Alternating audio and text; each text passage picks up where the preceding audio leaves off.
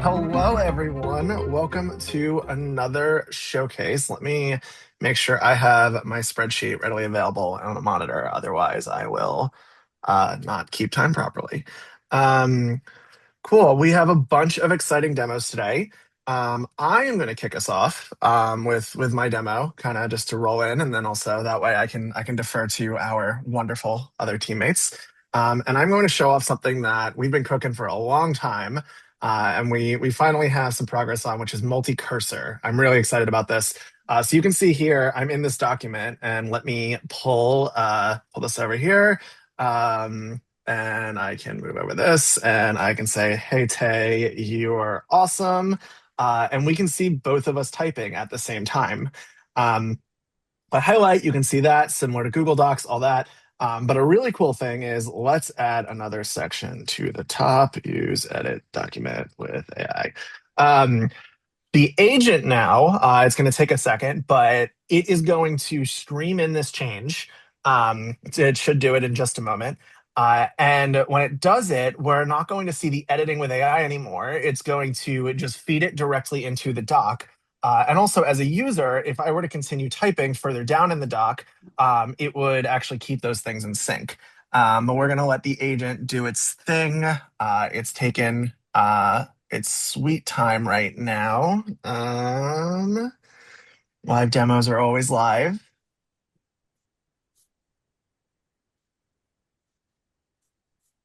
YT is awesome. Do it quickly. Tay is the person I'm picking on today. Although I guess I'm being nice if I'm saying okay. Okay. My live edit did not work the way I wanted it to. Um, so I got to work on that demo. But the goal is to have streaming writing from the agent inline in your doc, so that it is so that you can kind of see what the agent is doing and collaborate with the agent more thoroughly. And I'm really excited about that. The other thing we've been working on is as you all know, we have auto build, which is our new fancy build tooling. And I have this new view called multi-chat. This is behind the auto build feature flag, and it's really meant for auto build. But you could see here, I can open up multiple chats at once, especially as I'm like figuring out, okay, what is this agent doing? What's going on with cursor, etc. And I can rearrange them and I can check that out. So I can move that over. And if I hit refresh, there should be, yeah, great. There's this pull request view on the right as well. So you can see the status of all the pull requests working on auto build. Also, if you're working on kind of a bigger project with, say, more orchestrators, you can really you can look at like all the threads here and keep track of those. So this is something that I'm continuing to iterate on. I would love for people to play with it. And you go right back to the project just like that. And that is multi-chat. Cool. Up next is Dubster. He's going to be showing a bunch of new sheet stuff. Dubster, you want to kick us off? Awesome. Yeah. Let me find my window. There it is. Okay. So the first one is grouped sheets. That was like a thing that was long on the wish list, and now we finally have it. So we start with a sheet that has a bunch of columns that it would make sense to slice and dice your data by. And now you can just do this. So like region is maybe an interesting aspect that you want to analyze your information. So you hit group region, and then you get a bunch of subtables that are collapsible where you can, well, I guess at a glance, see those related entries. And maybe just by eyeballing it, you like find interesting patterns. Like, hey, this overdue status seems to be like a specific thing to North America. What's going on there? So you can also like, it makes sense to have those like colored select columns, but also others. Like if you have account manager, which isn't like, which is a simple text, you can also group by that and see maybe like the workload on those people. So what's also interesting is we chose to include calculations. So maybe you're interested in like the sum of the amount of dollars used. So we calculate the sum and then we get for free the breakdown by group for like what the amounts are. We chose a like UI that is not nesting to avoid complexity. So if you want to drill down by several things at it like simultaneously, you just ask the agent, as I did here, to create combined columns. So like North America dash enterprise is the combined value, and then you can just group by that. That gives you like those more in-depth analysis steps without like cluttering the UI. I think it's a good solution. So like you have lots of freedom to work with your sheets to understand the structure beyond just like the plain information. And it looks really nice. Okay, the second thing is wrapping text. This was like a big complaint that we had. Hey, this table, like it's very useful to see like compact and short information, but what if I have like a column where every cell is like a whole paragraph of text? It's just not fun to like use this interface to like try to understand what's going on there. So now we extended the display capabilities that this sheet UI has. So like what we used to have is just compact, default, and comfortable spacing, and now we have this entire slider that lets you control like the space per row. It's still the same height because we need that like for technical reasons, but now you have more freedom. And to when you switch on text wrapping, it will automatically choose a size that makes sense for the content, and then you can like scan this text in a more convenient way. Okay, that's it for text wrapping. Back to the normal view, we have a new column type, which is the person column. So like it appears in the built-in types here. And you can pick like, is one person allowed or can you pick multiple? So this is built into Obvious's workspaces system. So it lets you see all the people that are in your workspace. The guests are like highlighted as guests. So you like know like, is this relevant for this project? Is this for the whole workspace? But yeah, like you don't need to set up anything like in terms of what the people should be. It's like comes ready out of the box. It is searchable. And it's reusable across the system. So if you have a recurrent workflow that like wants to escalate an issue to a person, this might be the way that the agent will know like how to email or whatever, like contact this person so that it's not just information, it is hooked into the whole app and works like in a seamless fashion. Okay, that's all I have for Sheets today.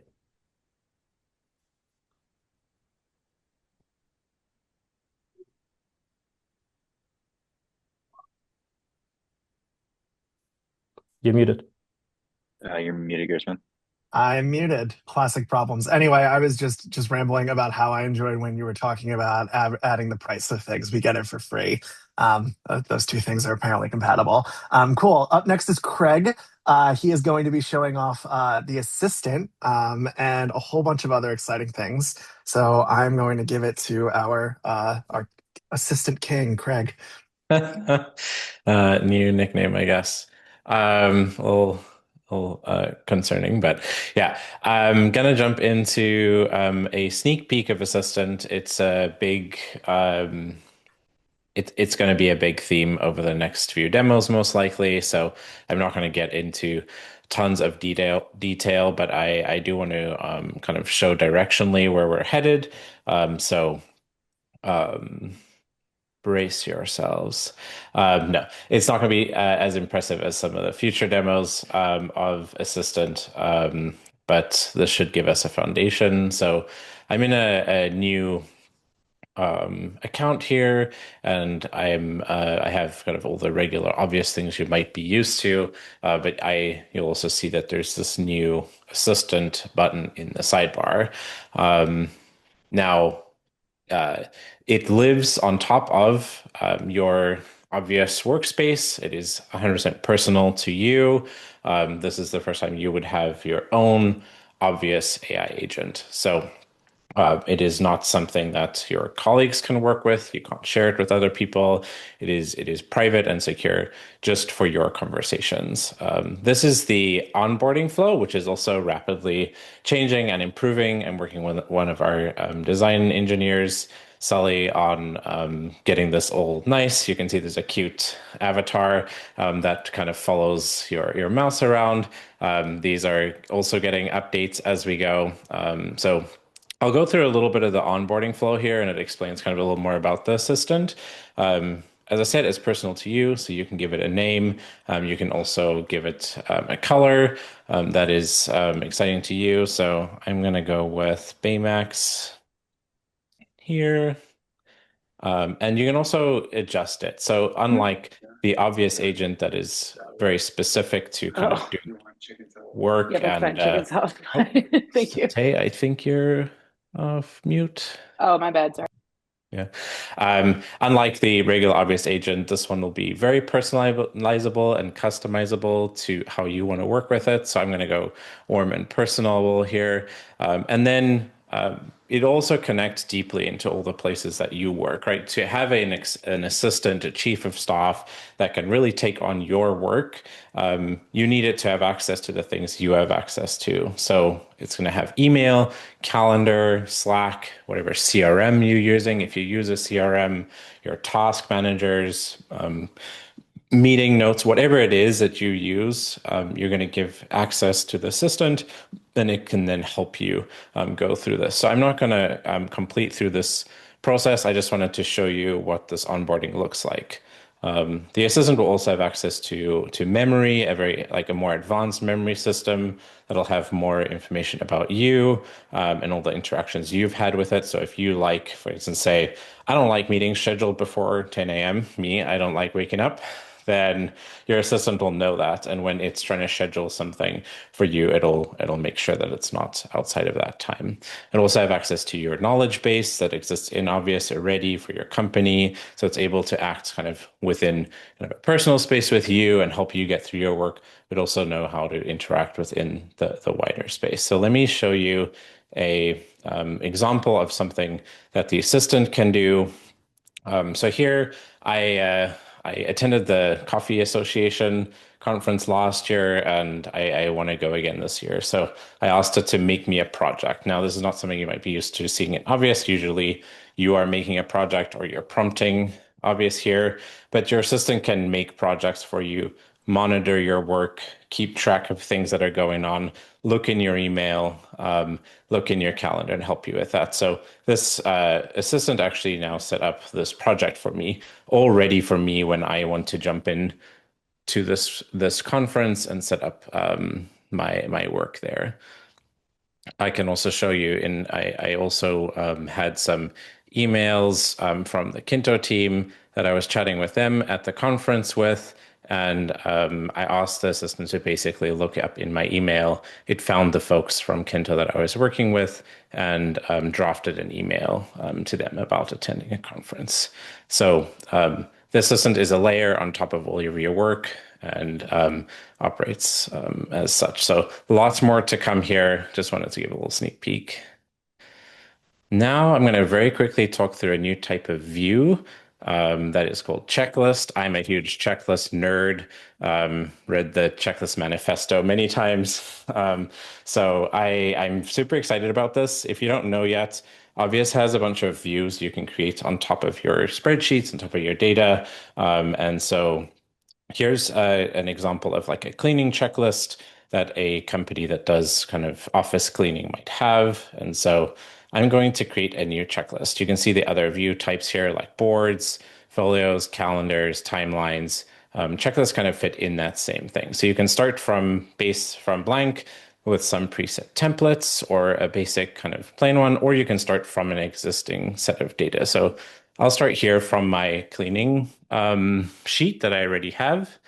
The AI will work in the background to figure out which are the best fields for different things in your checklist. So here it's mapped the kind of completed field to the done, which seems to make sense out of these ones, the name of the task to task, and it's giving me area and frequency as to things I might want to have as metadata.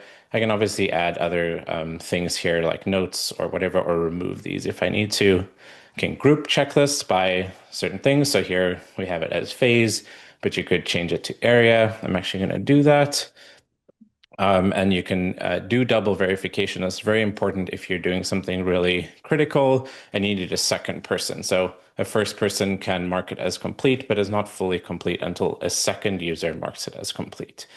So for more intense use cases, that is very helpful. So here's a checklist. You can see it is grouped by these different areas of the office. I can mark these as complete, move them around. You can see here the metadata. It's also adjustable from the checklist, trying to make it really nice and easy. There's different modes. You can kind of dim the completed whoops, that seemed to have removed that. Feature's still in beta, so a couple of rough edges, but you'll be able to kind of remove completed or dim them or keep it normal. And then there's also density controls like we saw on the sheets too. So you can kind of keep these really compact if you want to. So yeah, that's the checklist artifact. Back to you, Gersman. Thank you, Craig. That really checked my box. I'm so excited about Assistant. That like checkboxes are great. Like it's really good for task tracking for obvious, but Assistant, like I cannot wait to have that layer. I need it so bad. So very excited for that. Up next we have our Rock, Alex Rock. He is going to demo. Uh, he's going to demo creator profiles. So Rock, take it away. Sure. One sec. Can you see my screen? Can you hear me? Can you see me? Hello? Yes. Okay, cool. So yeah, we're working on having a way that you can share a public profile of your work to the world, and likely highlighting just certain specific creators first, that will kind of like feature and push out on either social media or whatever channels we want. So we're going to give a way for people to have sharing of projects, of templates, of artifacts, of kind of anything you're building. Have a public feed that people can go to and just like subscribe to it. Give you some customization of what's going to be on there and what you've been working on. So yeah, we have like your profile picture, cover image, and a way to like organize things, pin things to the top, see like public versions of your templates. This view already existed from some of the just sharing work before, but also now we have just showing like a read-only version of a sheet or a doc or any other artifact. So yeah, this gives people a place to like actually just show off their stuff and show like a public template of all their work.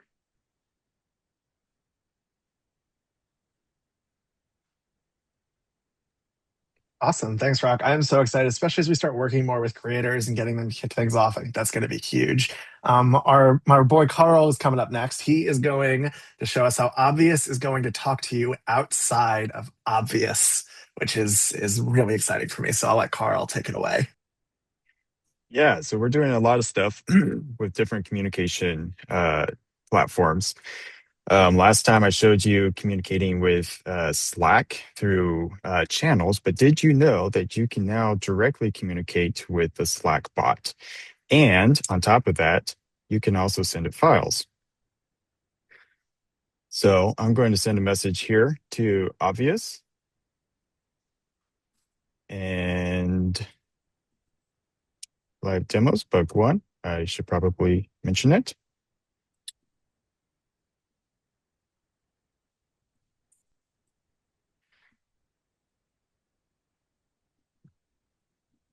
And while I was looking at this, another feature that we've added with Slack is when you go to projects, you can now filter by your Slack projects, and you can see all of the different channels or your DMs that the Slack bot has been added to. So if I go to my DMs, you can look at all of the different threads that have been created with it.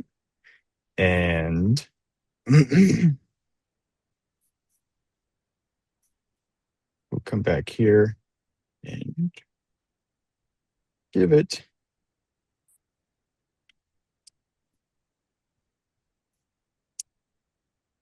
a new file. File upload does work. There's a bug apparently where you have to mention it before it will start working. That was supposed to be fixed. All right, so moving from Slackbot, we also have added Telegram as a notification method. So if you go to your settings notifications, you can connect your Telegram account and then ask Obvious to notify you when it's done with the task.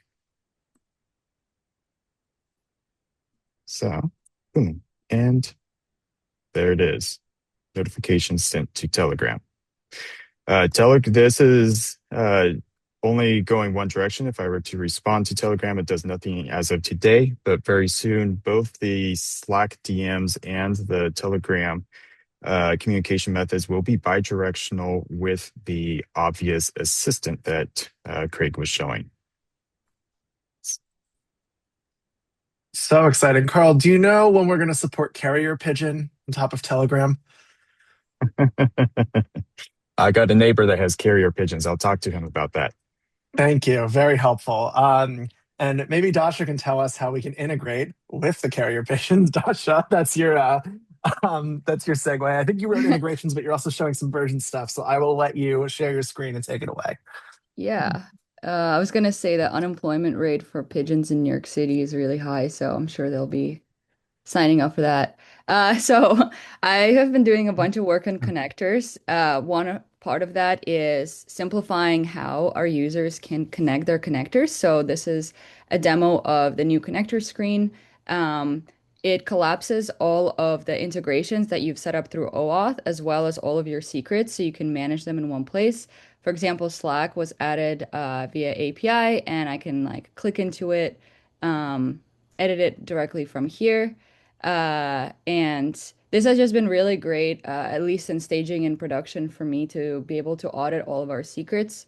For example, today we were cleaning up some like GitHub paths, and they were congregated into like a couple of these groupings, and we could just quickly get rid of them. So I do have a lot of connectors set up, but I do want to just quickly show the Notion flow.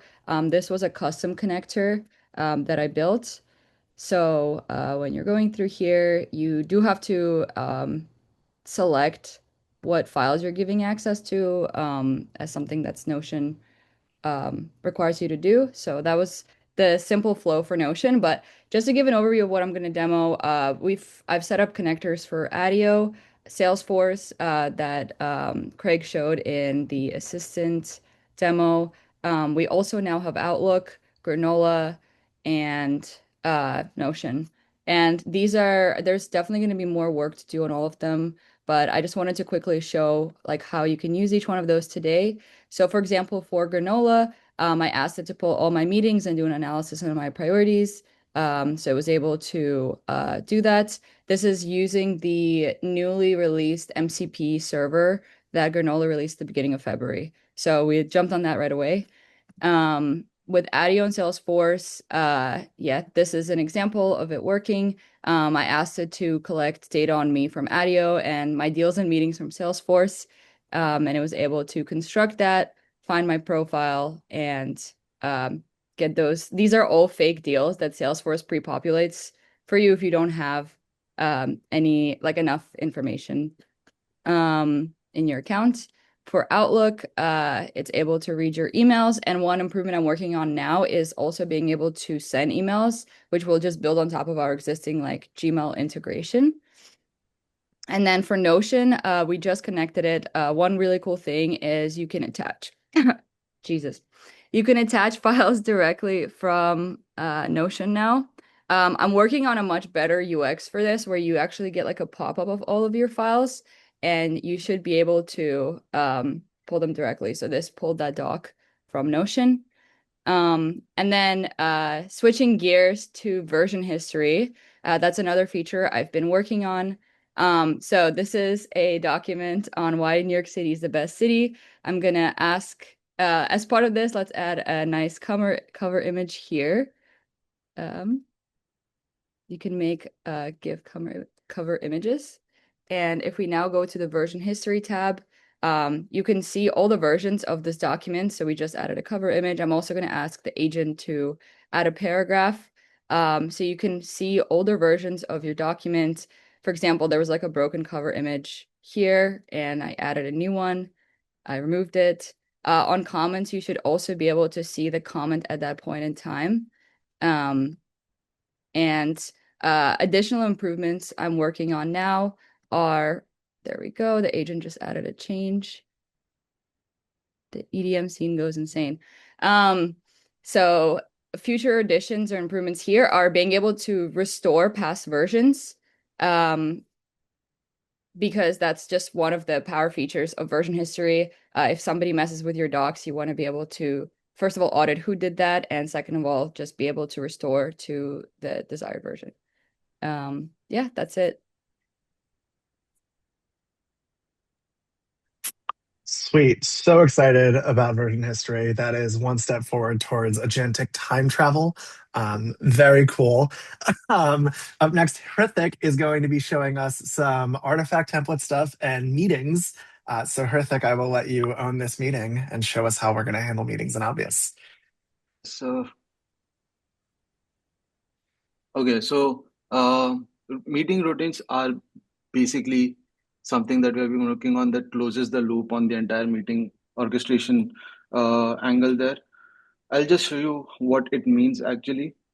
Routines are basically this predetermined workflows that you can run after every meeting, and it's something that the agent does not have to guess on that what it's supposed to do based on the context that were discussed in the meeting. It just identifies the routine, goes ahead, and then just starts implementing it. So this is like one of the routine that I'm trying to create where I'm telling it to use this specific project. Sorry, all right. And then find an artifact template. Artifact template is something that I'll be sharing and talking about in the next step. And then, yeah, you just ask it to create a routine and just wait for it.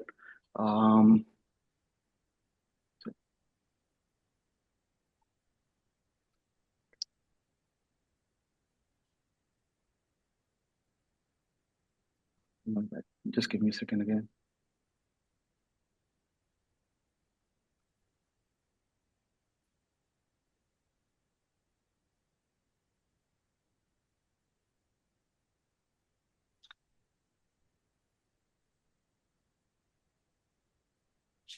And till the time it spins, I believe there's some issue going. Oh, it's working. Okay.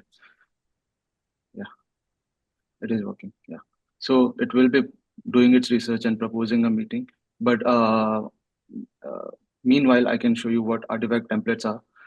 It follows some similar model to project templates, but in artifact templates, what we basically want the artifact template is to make it as reusable as possible. So consider this. This is a folio. Sorry. My cursor is. I don't know. My system keeps hanging today. Having a bad day there. Okay. Yeah. So I have this artifact which is talking about spot analysis and stuff. So I save it as an artifact template here. If we see, it replaces all of the content in the artifact with this deterministic placeholders. So it gives agent context to understand what the template is, what the artifact is, and then we can again use smart placeholders, which basically extracts the content and enhances those placeholders to make it much more usable for the agent to use later. So it looks something like this, and then I save this to the artifact templates here. So these are the templates that I can use as artifacts later. And there's at mentioning available. So I can just at mention, ask agent to pull this artifact. This artifact. And it would be that easy to use an artifact template from now on. And yeah, this is how the routine looks like. So I can mark this routine to run automatically after the meeting and save it. And if I trigger, so once the meeting is over, it will just start and it will just start executing that routine on its own. So this makes the entire meeting orchestration and the workflows relevant to each and every meeting much more usable and much more deterministic and in control for the users to use. So yeah, this was my demo. Thank you. Awesome. Thank you so much, Rafik. Up next, we have Alex, our social media extraordinaire, who's going to be showing off galleries, which I think will be pretty relevant to his use case there. So, Alex, you want to show off galleries? Yeah, absolutely. And thank you for that incredible intro. I'm just going to go ahead and share my screen here.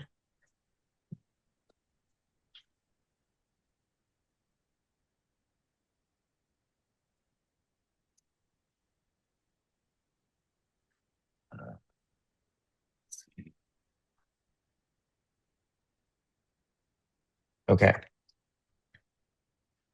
So yeah, for the longest time, we've had a set number of views on artifacts. We've had calendars, Kanbans, cards, and timelines.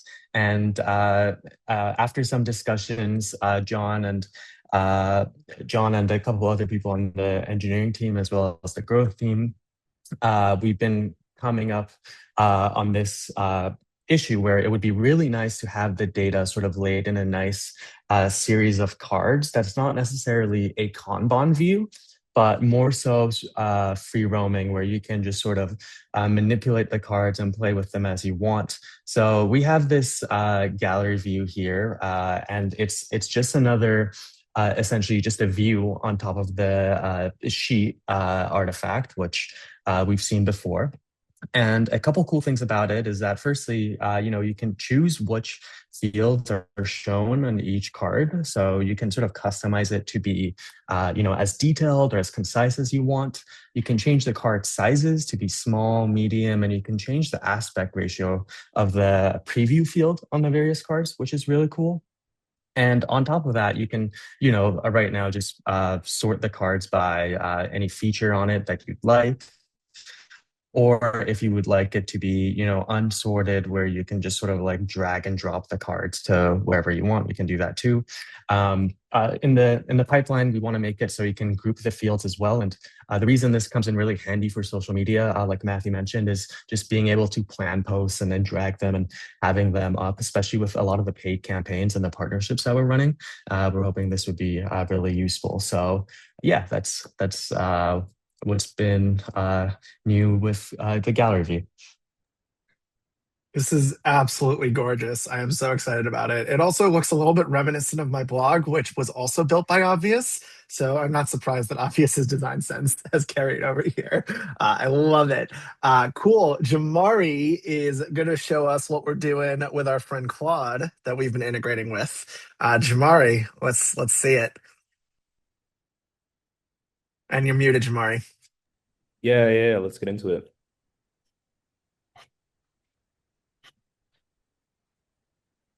All right, y'all can share my screen.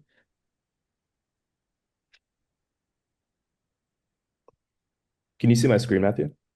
I can see your screen. Yes, sir. All right, cool. So yeah, this demo is about not actually just Claude, but the concept of external coding agents in general. So we have a thesis that at Obvious, instead of making ourselves the best coding agent and the best orchestrator and the best everything, we instead make ourselves the best orchestrator and then sit on top of the best coding agents. So right here, I have a simple Claude code session that's starting up that will run on the sandbox to do this little request that we have right here. This takes a second to spin up, so I have a more complex use case that we can walk through as well. In this one, in this project, I had Obvious orchestrate 3 Claude code sessions that were running audits of different parts of the code base. In this case, it was the back end, front end, and then some of our tooling.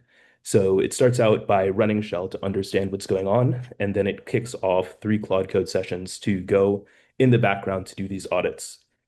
If we go over to our chats, we can actually see the audits like running in real time. These are first class threads, so you can like see them and message with them. So that's what the agent was doing.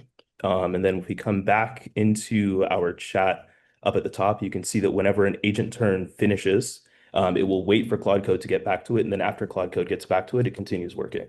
So now this is running. We can see, yeah, right here, it asks Claude Code to verify repo status, and it'll get back to it once it's done. Inside of our like larger project, we can see the 3 threads all coming back in parallel, and then Obvious does its work. So there's dashboard, we have packages above, 2 of 3 complete, and then here we are. We have all 3 audits, and I can actually turn off debug here. That'll make it a little easier to see. And then obvious jumps straight into the implementation. It starts building out PRs. So if we take a look back here, you saw the agent finished, got a message back from Claude Code, and then now it's reporting back. If we take a look at the Claude Code thread, we can actually send a message to Claude Code, and Claude Code will respond to us as well. So if you have follow-ups that you want for it to do, it will be able to do it there as well. One small thing is that the agent will get notification of all messages from Claude Code, so it might choose to respond back to us here as well. So yeah, the agent thinks that Claude Code is like sending a duplicated message. In this case, it's just because I shot something. It can also follow up. So if we say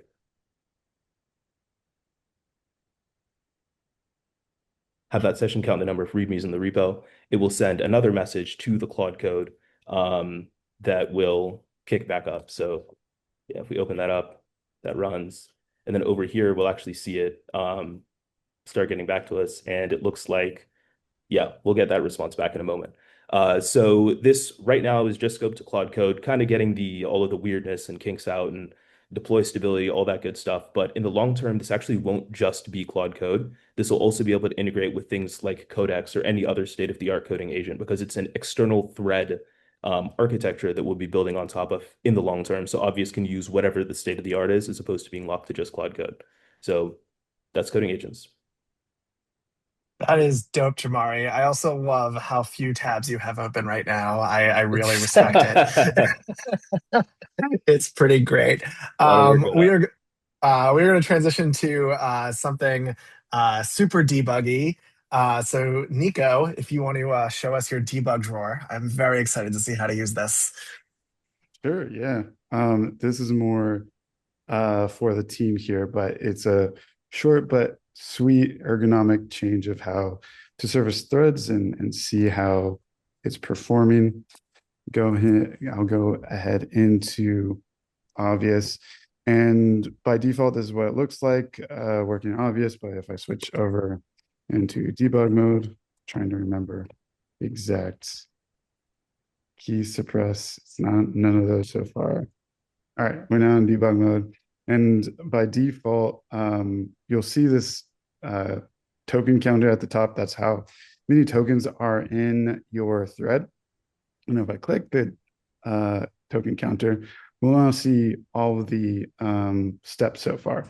And what this means is like each message in against the LLM returns the input tokens, the cache usage, the output tokens. Any reasoning tokens should be here as well, and then your cache hit rate.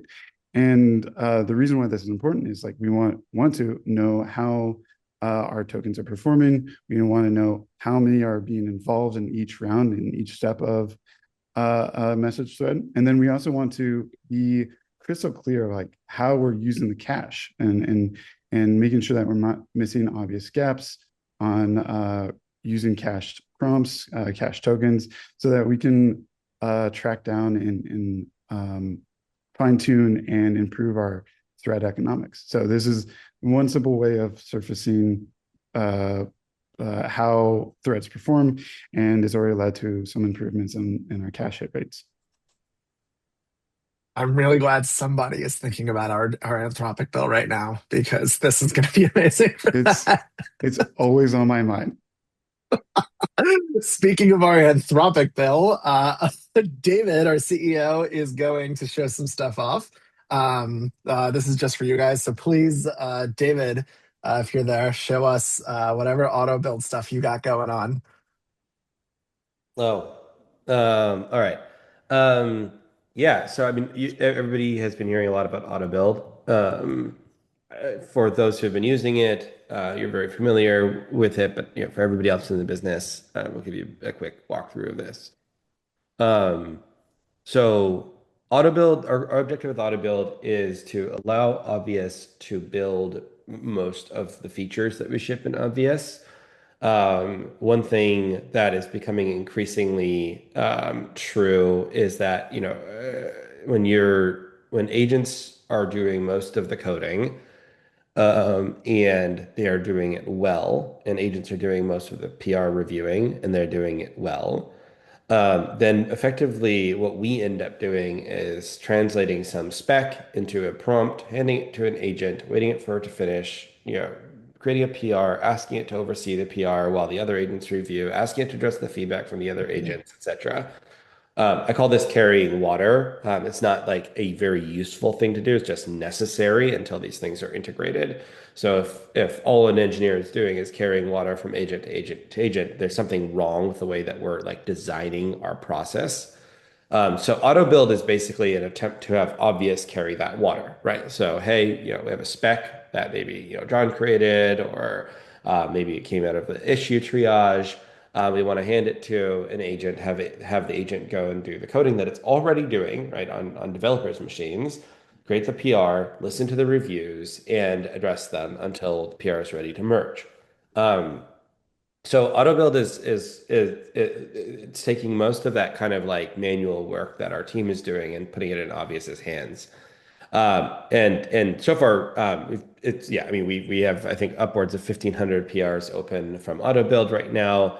A lot of them are shipped. We've shipped entire features with auto build, and it's not doing anything novel from like an engineering perspective beyond actually just reducing the time it takes to get a PR out. Stuff that we're thinking about next is how do we get this process to reliably run QA? Record. And Nico's working this week on the ability to record videos of the features that it's shipping, or screenshots and attach them to a PR. The ability for it to integrate with our infrastructure logs and understand that when it merges something, if there's an error, being able to correlate it to what merged. And understanding what percentage of our PRs can actually get merged directly to our staging environment without a developer manually reviewing. So these are all like questions that we're asking this week. We're going to continue. Last week I think we were moved a bit quickly, and some of you experienced some of the brittleness that came from that. But we really want to get to a place where we can trust the entire sort of end-to-end output.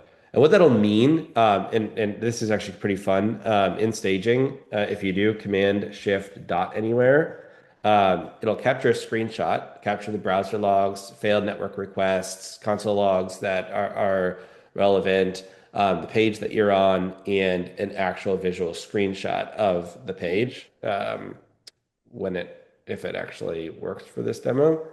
And it'll allow you to like actually create some notes. There we go. Okay, so I've got a screenshot here. I can say, hey, I don't like how this looks. Improvement, and submit it. And what's actually going to happen here is this will actually trigger a triage process in the triage project that we have. So now if I go into auto build issues, I'll see the report that I just created here, the image attached to it, and a bunch of context. And out in our triage project, if this is running correctly, it should. I gotta find my triage project. Triage, there we go.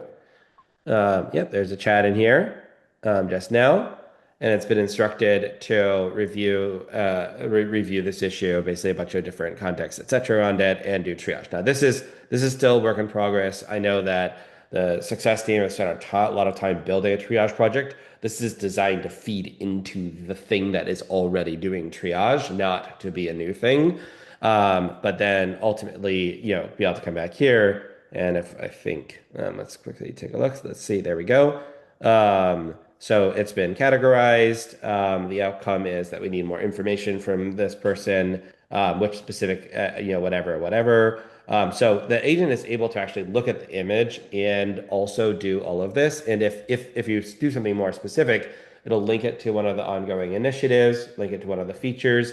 And if it can clearly see that it's a bug, actually automatically trigger a pull request for the solution to that feature. And in the near future, if we have automated review, potentially automatically merge the solution to production. So we should be able to go from bug report to solution in under 15 minutes by the end of this week sometime. So this will make it very helpful for anybody going through and actually, finding little quirks in the product or just, things that don't work quite right or the layout's wrong. You just do that and let the system kind of take over. from there. And as more and more of our work is going through auto build, it'll actually have all of the current, work in progress being tracked. So very quickly be able to correlate that when you report a bug related to Eric's like new signing feature, that should go there. And that routes the bug report and issue to the project that actually did the original work. So that's all the context of what was built and all of the threads in there, and sort of able to quickly go, oh, I see, I missed something. Let me resolve that. So yeah, our goal here is to get a large percentage of what is being built in Obvious, being built by Obvious in Claude Code and whatever agents it's orchestrating, as you saw from Jamari.